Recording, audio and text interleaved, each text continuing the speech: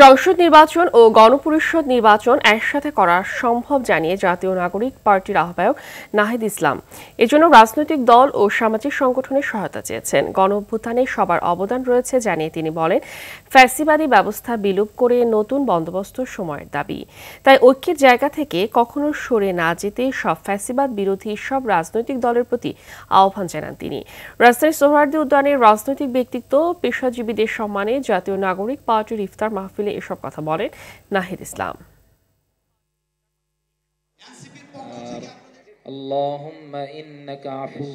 সাম্প্রদায়িক সম্প্রীতির দেশ, এদেশে বরণ করেছে মওলাই করিম সকলের দ্বারা।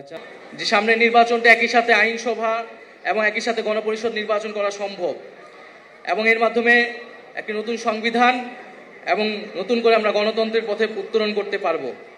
ফলে এই সকল কিছুই আমরা দ্রুত সময়ের মধ্যে হওয়া সম্ভব বলেও মনে করছি।